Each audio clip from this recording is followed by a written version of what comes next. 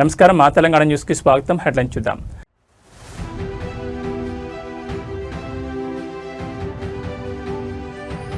నారీ శక్తి వందన సమ్మేళనం ప్రారంభం. ముఖ్య అతిథిగా హాజరైన ప్రధాని నరేంద్ర మోడీ, ఢిల్లీ సీఎం రేఖా గుప్తా.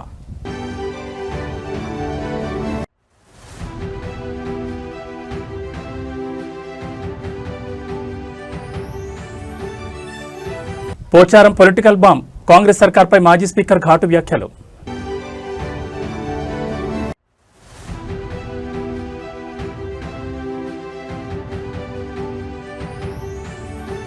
రాష్ట్రపతి ద్రౌపది ముర్ముతో నేడు మంత్రి నారా లోకేష్ భేటీ. అమరావతి బిల్లుపై ధన్యవాదాలు.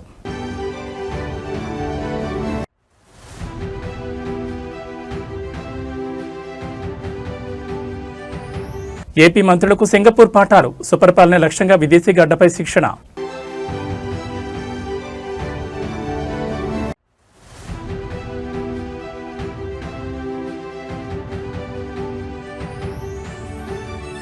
తెలంగాణలో ఆర్టీసీ సమ్మె సైరన్. ఇవాళ లేబర్ కమిషనర్తో జేఏసీ చర్చలు. భారతదేశ అభివృద్ధిలో మహిళల పాత్ర కీలకం. నారీ శక్తి లేనిదే వికసిత్ భారత్ సాధ్యం కాదు. ఇదే నినాదంతో దేశ రాజధాని ఢిల్లీలోని విజ్ఞాన భవన్లో నారీ శక్తి వందన సమ్మేళనం ఘనంగా ప్రారంభమైంది.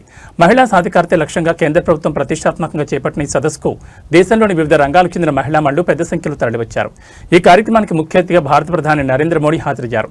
ఆయనతో పాటు ఢిల్లీ ముఖ్యమంత్రి రేఖా గుప్తా మరియు పలువురు కేంద్ర మంత్రులు ఈ సమ్మేళనంలో పాల్గొన్నారు.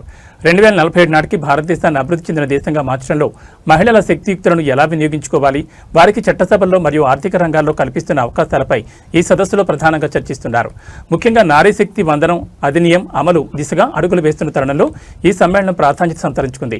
మహిళలు కేవలం లబ్ధిదారులు మాత్రమే కాదు, దేశ ప్రగతిలో భాగస్వాములని ప్రధాని ఈ సందర్భంగా ఉద్ఘాటించారు. ఢిల్లీ ముఖ్యమంత్రి రేఖా గుప్తా మాట్లాడుతూ మహిళల భద్రత మరియు స్వావలంబన కోసం ప్రభుత్వం చేపడుతున్న చర్యలను వివరించారు. देवी और सज्जनों, माननीय प्रधानमंत्री जी सभागार में पधार रहे हैं। आइए सब मिलकर देश का गौरव, विश्व मंच पर भारत की सशक्त पहचान, परम आदरणीय हम सब के प्रिय माननीय प्रधानमंत्री जी का गगन भेदी करतल ध्वनि के साथ हार्दिक उत्साहपूर्ण एवं गरिमामय स्वागत करें, अभिनंदन करें। वे जिन्होंने देश की नारी शक्ति को नई पहचान, नया आत्मविश्वास, नई दिशा दी है, जिन्होंने महिलाओं को सशक्त बनाकर उनके सपनों को नई उड़ान दी है, जिनके नेतृत्व में नारी आज केवल सहभागी नहीं बल्कि राष्ट्र निर्माण की अग्रदूत बनकर उभर रही है, जिन्होंने उन्हें अपने सामर्थ्य को पहचानने व साकार करने की प्रेरणा दी है। आइए ऐसे दूरदर्शी, प्रेरणा स्रोत एवं युग नायक नेता आदरणीय प्रधानमंत्री जी का एक बार पुनः हृदय की अनंत गहराइयों से आत्मीयतापूर्ण स्वागत करें।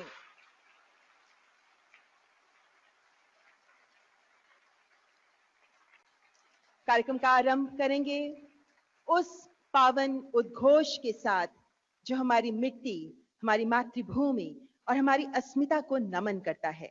आप सबसे विनम्र अनुरोध, कृपया राष्ट्रगीत वंदे मातरम के लिए अपने अपने स्थान पर खड़े हो जाएं और ये राष्ट्रगीत प्रस्तुत कर रहे हैं संगीत नाटक अकादमी के कलाकार।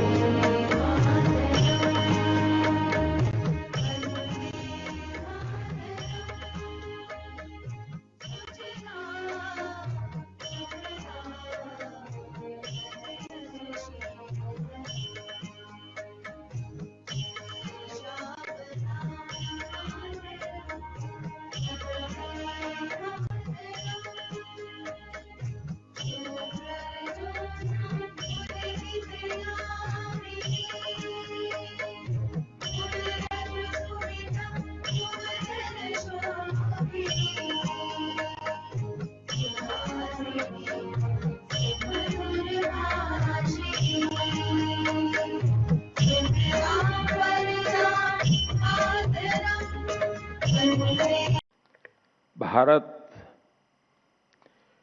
21वीं सदी के सबसे बड़े निर्णयों में से एक निर्णय लेने जा रहा है।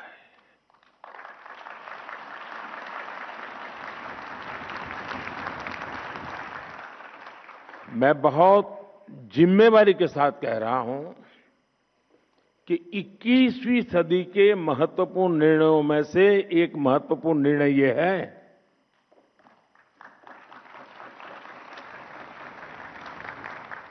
ये निर्णय नारी शक्ति को समर्पित है।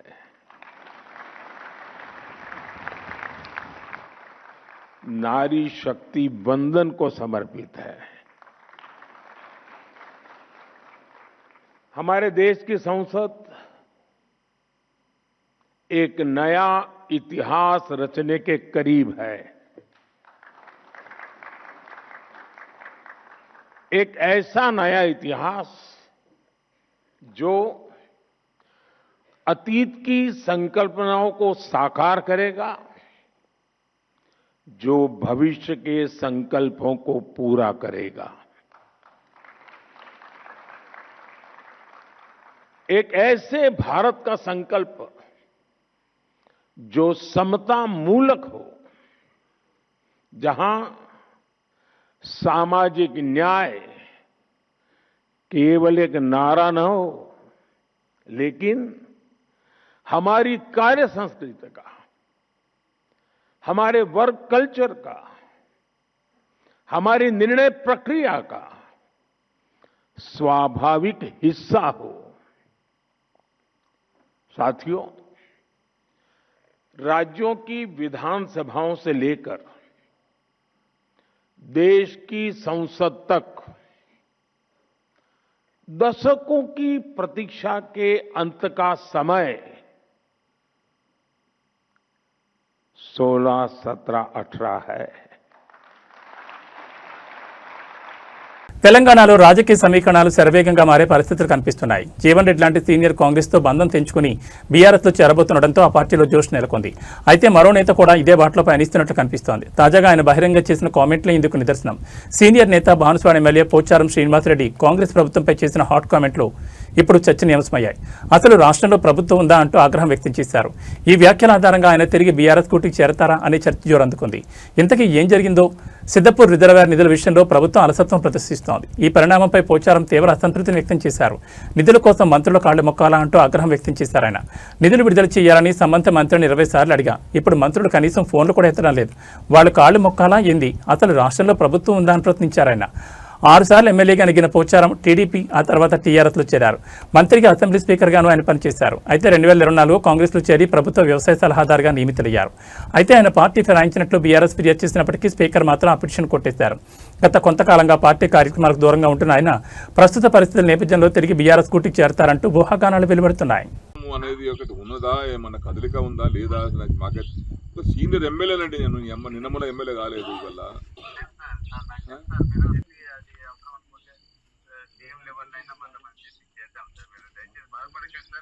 సీఎం గారికి 20 సార్లు చెప్పిన. సీఎం గారికి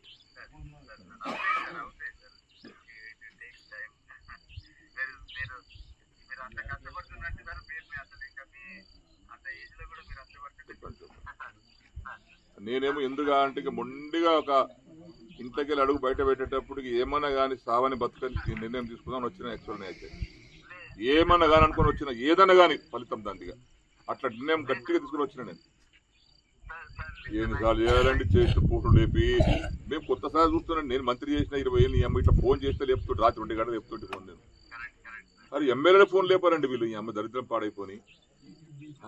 మేము పనులేక చేస్తామండి, ఫోన్ ఏమన్నా మజాకు చేస్తామా తమాషాగా చేస్తామా ఏమన్నా? అందరిలా కూడా కాదు కదా. నేను నాకేమైనా స్వార్థం కోసం నాకు ఆ పైరు చేయి, ఈ పైరు చేయి, నాకు అదని చెప్తాం కాదు కదా. ప్రజల కోసం ఫోన్ చేస్తాను నేను. ఇక మాలాంటి వాళ్ళకు కూడా రెస్పాన్స్ లేకపోతే ఎందుకండి ఇంకా ఈ రాజకీయం పాడైపోయింది, దళిత రాజకీయం. నా నిర్ణయం వేరే ఉండే. నా నిర్ణయానికి ఇలా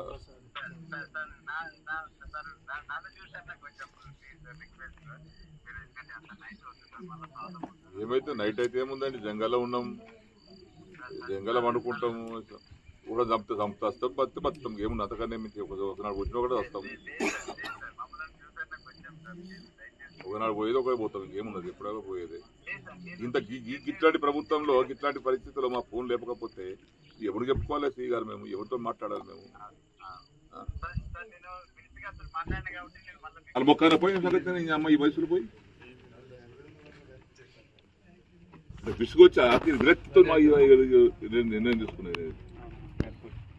ఇంటికి వెళ్ళి బయలుదేరేటప్పుడు చెప్పలేదు ఎవరికి. ఏపీ ఐటీ శాఖ మంత్రి నారా లోకేష్ నేడు రాష్ట్రపతి ద్రౌపది ముర్ముతో సమావేశం కానున్నారు. రాష్ట్ర రాజధానికి అమరావతి చట్టబద్ధం కల్పించే బిల్లుపై రాష్ట్రపతి సంతకం చేయడంతో చట్టరూపం దాల్చింది. ఈ క్రమంలో రాష్ట్రపతికి లోకేష్ ధన్యవాదాలు తెలపనున్నారు. ఈ సందర్భంగా అమరావతి చారిత్రక సాంస్కృతిక ప్రాధాన్యాన్ని మంత్రి రాష్ట్రపతికి వివరించనున్నారు. శాతవాహనుల కాలం నాటి వైభవాన్ని, బౌద్ధ మతానికి కేంద్రంగా ఉన్న అమరావతి విశిష్టతను ఆయన ప్రస్తావించనున్నారు. ఆయన వెంట తెలుగుదేశం పార్టీ ఎంపీలు కూడా వెళ్లి రాష్ట్రపతిని మర్యాదపూర్వకంగా కలవనున్నారు. ఇప్పటికే లోకేష్ ఢిల్లీకి చేరుకోగా అక్కడే ఉన్న పార్టీ ఎంపీలు ఆయనకు స్వాగతం పలికారు. ఈ పర్యటనలో భాగంగా లోకేష్ మరికొందరు కేంద్ర మంత్రులను కూడా కలిసి రాష్ట్రానికి సంబంధించిన ఐటీ పెట్టుబడులు, విద్యారంగ ప్రాజెక్టులపై చర్చించే అవకాశం ఉన్నట్టు తెలుస్తోంది.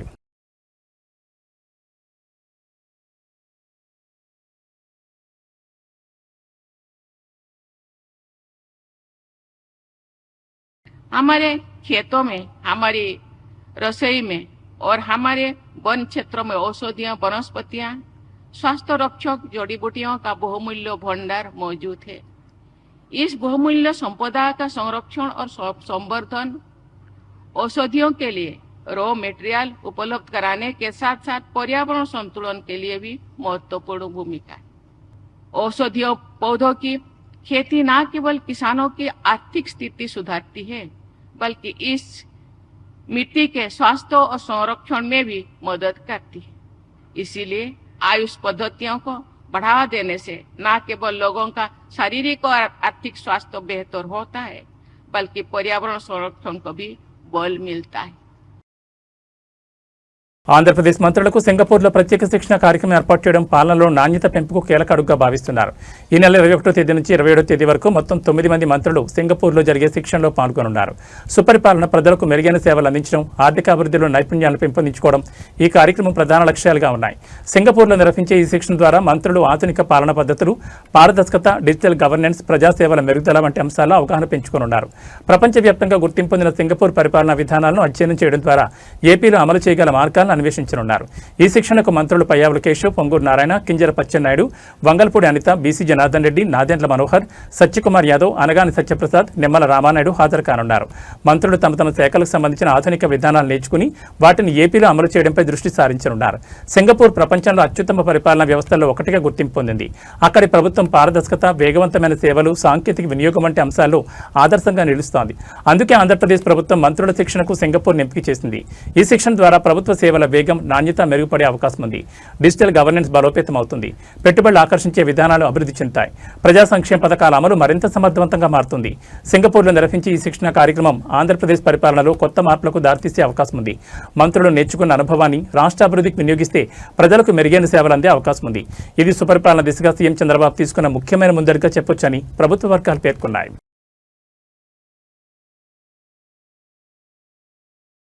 తెలంగాణ ఆర్టీసీ కార్మికుల సమ్మె హెచ్చరికలతో ఉద్రిక్తత నెలకొంది. తమ డిమాండ్లను పరిష్కరించకపోతే ఈ నెల 20వ తేదీ నుంచి సమ్మెకు వెళ్లాలని ఆర్టీసీ జేఏసీ స్పష్టం చేయడంతో పరిస్థితి కీలక దశకు చేరుకుంది. ఈ రోజు సాయంత్రం 4 గంటలకు లేబర్ కమిషనర్తో ఆర్టీసీ జేఏసీ ప్రతినిధులు చర్చలు జరుపుతున్నారు. ఈ సమావేశం ఫలితాలపై కార్మికుల భవిష్యత్ నిర్ణయం ఆధారపడి ఉంటుంది. చర్చల అనంతరం సమ్మె తేదీపై అధికారిక ప్రకటన చేసే అవకాశం ఉన్నట్లు జేఏసీ వర్గాలు తెలిపాయి. లేబర్ కమిషనర్ కార్యాలయం వద్దకు భారీ సంఖ్యలో కార్మికులు చేరుకోవాలని జేఏసీ పిలుపునిచ్చింది. తమ డిమాండ్లకు ప్రభుత్వం స్పందన ఇవ్వాలని కార్మికులు డిమాండ్ చేస్తున్నారు. ప్రభుత్వం తమ సమస్యలపై తక్షణ స్పందన ఇవ్వకపోతే సమ్మె తప్పదని జేఏసీ స్పష్టం చేసింది. ఇప్పటికే మార్చి 13వ తేదీన యాజమాన్యానికి సమ్మె నోటీసు అందజేసినట్లు వెల్లడించింది. ఇప్పటి వరకు ప్రభుత్వం నుంచి స్పష్టమైన స్పందన రాలేదని కార్మిక సంఘాలు ఆవేదన వ్యక్తం చేస్తున్నాయి. ఆర్టీసీ కార్మికుల వేతనాలు, సర్వీస్ సమస్యలు, బెనిఫిట్స్ వంటి అంశాలపై దీర్ఘకాలికంగా అసంతృప్తితో ఉన్నారు. సమస్యలు పరిష్కరించకపోవడం వల్ల ఆందోళన తీవ్రత పెరుగుతోంది. సమ్మెకు వెళ్లాల్సి వస్తే దాని బాధ్యత ప్రభుత్వానిదేనని జేఏసీ నాయకులు హెచ్చరించారు. కార్మికుల సమస్యలను పట్టించుకోకపోవడం వల్లే పరిస్థితి దశకు చేరిందని వారు పేర్కొన్నారు. ఒకవేళ సమ్మె అమల్లోకి వస్తే రాష్ట్ర రవాణా వ్యవస్థపై తీవ్ర ప్రభావం పడే అవకాశం ఉంది. లక్షలాది ప్రయాణికులు తీవ్ర ఇబ్బందులు ఎదుర్కొనే ప్రమాదం ఉంది. ఆర్టీసీ జేఏసీ లేబర్ కమిషనర్ చర్చలపై అందరి దృష్టి కేంద్రీకృతమైంది. చర్చలు సఫలమవుతాయా లేదా సమ్మెకు దారితీస్తాయన్నది ఈ రోజు నిర్ణయించనుంది.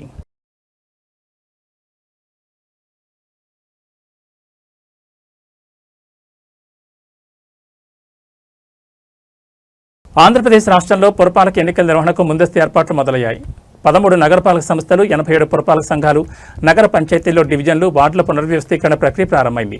పాత, కొత్త డివిజన్లు, వార్డులకు 4 వైపులా హద్దులు నిర్ణయించాక ప్రాథమికంగా నోటిఫికేషన్ ఇచ్చి ప్రజాభిప్రాయాన్ని సేకరిస్తారు. ఆపై మార్పులు చేర్పులతో కలెక్టర్ ద్వారా ప్రభుత్వ తుది ఆమోదానికి పంపనున్నారు. పునర్విభజనతో డివిజన్లు, వార్డుల సంఖ్య 3942కు పెరగనుంది.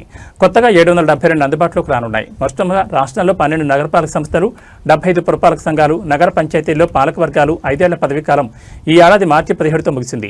మరో నగరపాలక సంస్థ, ఇంకో 12 పురపాలక, నగర పంచాయతీల్లో పాలకవర్గం పదవీకాలం నవంబర్లో ముగియనుంది. పురపాలక ఎన్నికల నిర్వహణపై ప్రభుత్వం ఇప్పటికే సంకేతాలు ఇచ్చింది. ఆగస్టు, సెప్టెంబర్లో ఎన్నికలు నిర్వహించాలన్న యోచనతో ఉన్నట్టు తెలుస్తోంది. ఈ క్రమంలోనే డివిజన్లు, వార్డుల పునర్విభజనకు నోటిఫికేషన్లు వేర్వేరుగా ఇటీవల జారీ చేసింది. ముందు నిర్ణయించిన ప్రకారం ఈ నెలాఖరుతో ప్రక్రియ పూర్తి చేయాలి. అధికారులు, సిబ్బంది జనగణన ఏర్పాట్లలో ఉన్నారన్న పురపాలక, నగరపాలక సంస్థల విజ్ఞప్తిపై వచ్చే నెలాఖరు వరకు గడువు పెంచారు. పునర్విభజనపై కొన్ని చోట్ల క్షేత్రస్థాయిలో 2 రోజుల క్రితం పరిశీలన ప్రారంభమైంది. మిగిలిన చోట్ల 2-3 రోజుల్లో మొదలు కానుంది. 2011 జనాభా లెక్కల ప్రకారం ప్రస్తుతం ఒక్కో డివిజన్ వార్డుని 2గా విభజించవచ్చని అంచనా. విశాఖపట్నం, విజయవాడ, గుంటూరు, నెల్లూరు, కర్నూలు, తిరుపతి, కడప నగరపాలక సంస్థల్లో డివిజన్లు కొత్తగా 20 వరకు పెరగనున్నాయి. బీసీల గణన కోసం ప్రభుత్వం ఏర్పాటు చేసిన డెడికేటెడ్ కమిషన్ వచ్చే నెలలో నివేదిక ఇవ్వనుంది.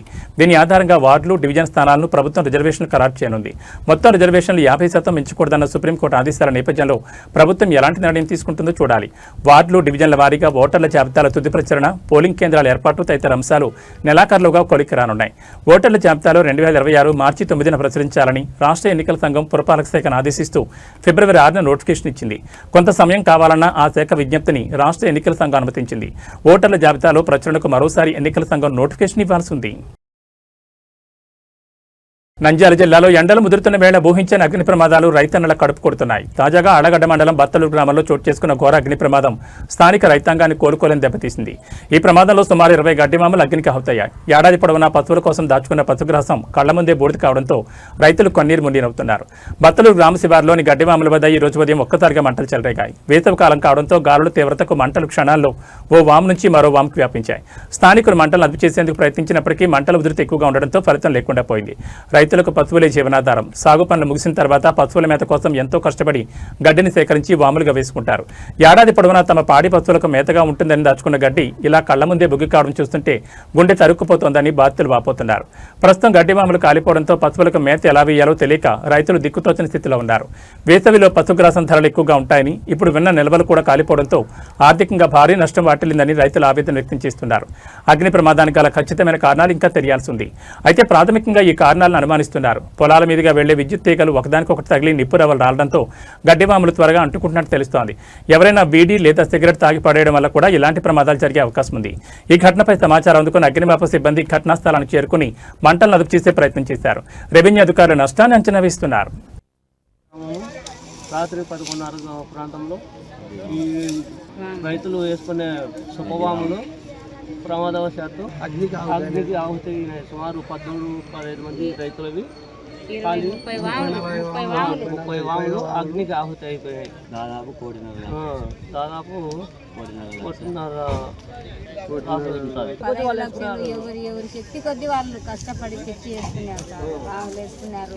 11:30 టయాన ఎవరు పెట్టినారు, ఎట్లా కానీ వాతావరణ శాఖ అంచనాలకు తగ్గట్లుగానే తెలంగాణ రాష్ట్రంలో ఎండలు దంచుకొడుతున్నాయి. దీంతో ప్రజలు బయటకు రావాలంటేనే భయపడుతున్నారు. ఈ క్రమంలో రాష్ట్ర ప్రజలకు వాతావరణ శాఖ మరో పిడుగు లాంటి వార్త చెప్పింది. రాబోయే 7 రోజుల పాటు ఎండ తీవ్రత అసాధారణంగా ఉండబోతోందని వాతావరణ నిపుణులు హెచ్చరిస్తున్నారు. రాష్ట్ర వ్యాప్తంగా వడగాల్పులు వీచే అవకాశం ఉన్నందున ప్రజలు అత్యంత అప్రమత్తంగా ఉండాలని సూచించారు. ముఖ్యంగా ఉత్తర, తూర్పు తెలంగాణ జిల్లాలో సూర్యుడి ప్రతాపం చూపనున్నాడు. ఆదిలాబాద్, నిజామాబాద్, కరీంనగర్, నల్గొండ వంటి జిల్లాలో ఉష్ణోగ్రతలు 42 డిగ్రీల సెల్సియస్ నుంచి 45 డిగ్రీల సెల్సియస్ వరకు నమోదయ్యే ప్రమాదం ఉంది. పగటి ఉష్ణోగ్రతలు సాధారణం కంటే 2 నుంచి 4 డిగ్రీలు పెరిగే అవకాశం ఉండడంతో మధ్యాహ్నం 11 గంటల నుంచి సాయంత్రం 4 గంటల వరకు బయటకు రావడం క్షేమకరం కాదని నిపుణులు స్పష్టం చేస్తున్నారు. ఈ ప్రభావంతో రాష్ట్రంలోని హైదరాబాద్తో పాటు పరిసర జిల్లాల్లో కూడా ఉక్కపోత తీవ్రంగా ఉంటుందని, గాలిలో తేమ శాతం తగ్గడం వల్ల వడదెబ్బ తగిలే ప్రమాదం ఉందని వాతావరణ కేంద్రం హెచ్చరించింది. ఈ వారం రోజులు హీట్ ఇండెక్స్ ఎక్కువగా ఉంటుందని, దీనివల్ల డీహైడ్రేషన్, ఇతర ఆరోగ్య సమస్యలు తలెత్తొచ్చని వైద్యులు హెచ్చరిస్తున్నారు. ప్రజలు తగినంత నీరు, మజ్జిగ, ద్రవ పదార్థాలు తీసుకోవాలని, బయటకు వెళ్లాల్సి వస్తే గొడుగు లేదా టోపీ వంటి రక్షణ కవచాలు వాడాలని సూచిస్తున్నారు. రైతులు బయట పనిచేసే కూలీలు ఎండ తీవ్రత తక్కువగా ఉన్న సమయాల్లోనే పనులు ముగించుకోవాలని నిపుణులు విజ్ఞప్తి చేస్తున్నారు.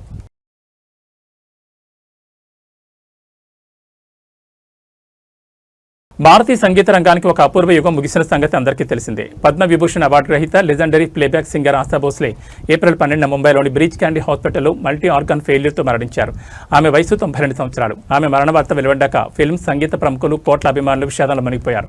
నేడు ఆమె అంత్యక్రియలు జరగనున్నాయి. ఈవేళ ఉదయం నుంచి ఆమె లోయర్ పారెల్లోని కాసా గ్రాండే నివాసంలో పార్థివ దేహాన్ని ప్రజల సందర్శనార్థం ఉంచుతారు. సాయంత్రం 4 గంటలకు శివాజీ పార్క్ క్రిమేటోరియంలో అంత్యక్రియలు జరుగుతారు. ఆశా భోస్లే మరణ వార్తను ఆమె కుమారుడు ఆనంద్ భోస్లే ధృవీకరించారు. ఏప్రిల్ 11 సాయంత్రం అలసట, చెస్ట్ ఇన్ఫెక్షన్తో హాస్పిటల్కి తీసుకెళ్లారు. తర్వాత కార్డియాక్ అరెస్ట్తో మళ్లీ ఆర్గాన్ ఫెయిల్యూర్ సంభవించిందని డాక్టర్లు తెలిపారు.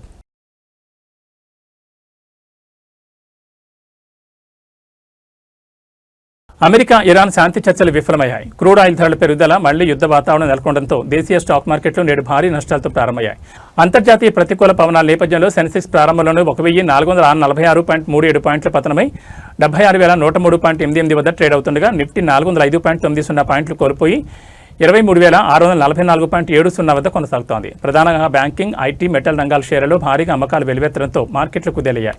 గత కొద్ది రోజులుగా పెరుగుతున్న మార్కెట్లకు ఈ భారీ పతనం ఒక్కసారిగా బ్రేక్ వేయడంతో మదుపర్లు ఆందోళనకు గురవుతున్నారు. ఈ భారీ పతనానికి ప్రధానంగా అంతర్జాతీయ పరిణామాల కారణమని నిపుణులు విశ్లేషిస్తున్నారు. అమెరికాలో ద్రవ్యోల్బణం అంచనాల కంటే ఎక్కువగా ఉండడంతో ఫెడరల్ రిజర్వ్ వడ్డీ రేట్లను ఇప్పట్లో తగ్గించకపోవచ్చు అనే సంకేతాలు గ్లోబల్ మార్కెట్పై ప్రభావం చూపాయి.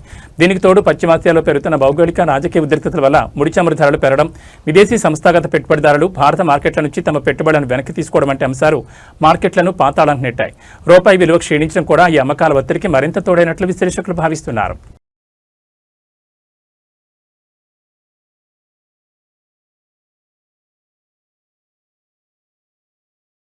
జగిత్యాల జిల్లా ధర్మపురిలో మంత్రి Lakshman Kumar BRS working president KTR పై తీవ్ర విమర్శలు చేశారు. బీఆర్ఎస్ పార్టీ సిద్ధాంతమే దాచుకో అని, దానికి కేటీఆర్ పేటెంట్ దారుడని ఎద్దేవా చేశారు. అసూయతోనే ప్రభుత్వంపై బురద జల్లుతున్నారని, దమ్ముంటే తప్పులను ఆధారాలతో నిరూపించాలని సవాల్ విసిరారు.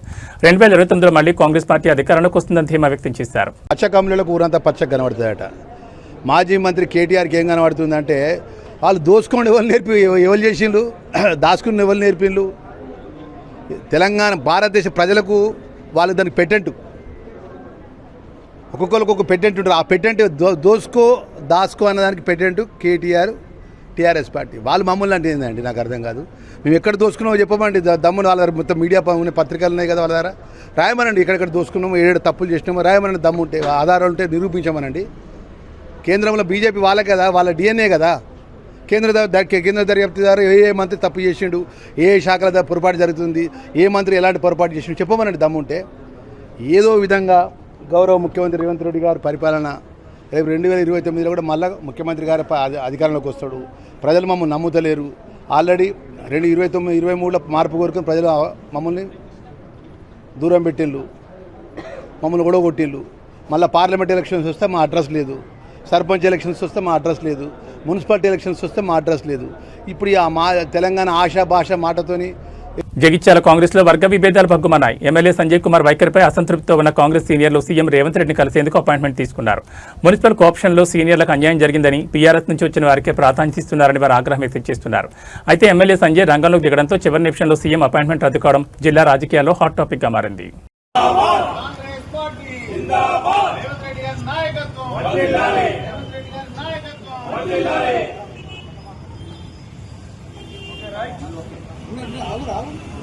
హై హై కాంగ్రెస్, జై జై కాంగ్రెస్, హై హై కాంగ్రెస్, జై జై కాంగ్రెస్. ఏదో నాయకత్వం వర్ధిల్లాలి, ఏదో నాయకత్వం వర్ధిల్లాలి, లక్ష్మణ నాయకత్వం వర్ధిల్లాలి, లక్ష్మణ నాయకత్వం వర్ధిల్లాలి.